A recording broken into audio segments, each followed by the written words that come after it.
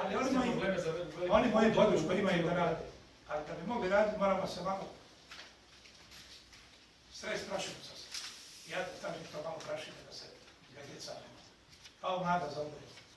Moramo biti puno. Lakše je da nam je doći pred oči vaše mikrofone. Ja znam da je dobro dok vas ovoliko dođe. Znači da golicamo, da smo interesantni, da se nešto događa. Hoće Branić nešto izvaliti ili neće, da imate za urednike. Pa nekad i to ako treba. To se nekad napravi zato što ja pogriješim, a nekad zato što sam i pametan pa namjerno to napravim. Da zamaglim na drugoj strani. To vi znate se. Ali ono što možemo odraditi, ja sam stari čovjek, 59,5 godina. Ono što mogu odraditi drugi, ja neću više. Ja sam nešto naučio, to se neće naučiti. Ali ovo brazdu i oranje, to ne dam nikada, tu sam ja car, to sam nekako stvari. Ali ove druge stvari koje ja nisam sudjelovao, trebaju vratiti oni koji su ti ne sudjelovali. I to je čisto poglasna suza. Biće se. Ali ovi ljudi, tamo koji jesu, njih 5 imaju moju apsolutnu potporu Vesne, Sin i gospodina Kojića. Bez ostali. A jeste li pričali sa... Uzuvjet ovaj koji sam rekao. U vezi ovoga. Znači, a jeste li pričali sa gospođom Šitum koja mi je potpisala te ugovore? Gospođa Šitum radi svoj posao. Prošeljnik odbora za zdravlje. Ali predsjednica nadzornog odbora. Znači, sad ide druga rečenica. Ovo vrijeme je profesorica Šitum bila predsjednica nadzornog odbora. I svoj posao je radila sukladno svojim ovlastima i mogućnostima. Ona je profesorica dermatologa. Ona nije ni ekonomist, ni pravnik. Ali je bila predsjednica nadzornog odbora u prelazno vrijeme i ja je zahvaljujem na tome što je to kvalitetno odradila. A ko je trebao potpisati? Ko je trebao prije parafirati? Ko nije trebao parafirati? I to će izići.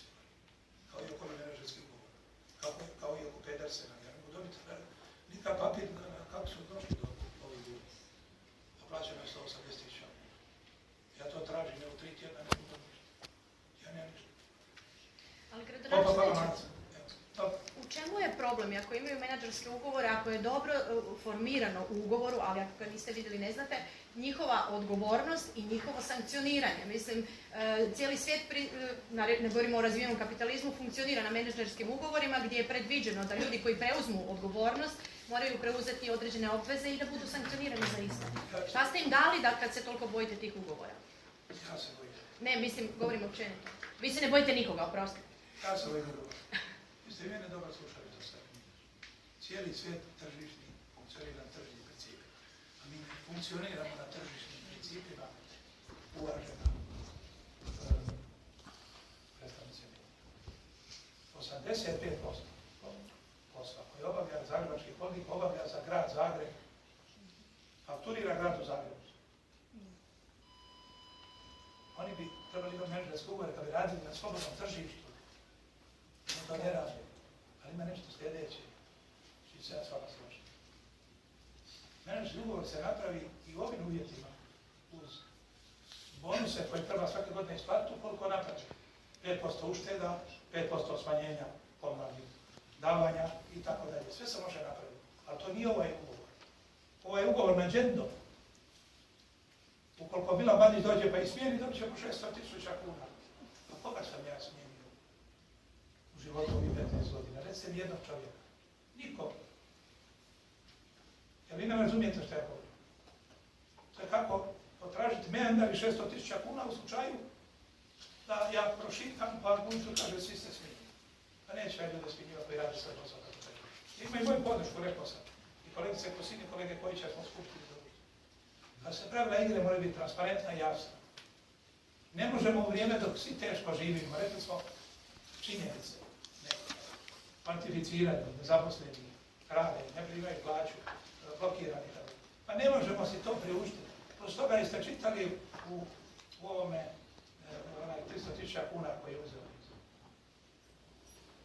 agenciji ministarstva, kako se zove? Kabor.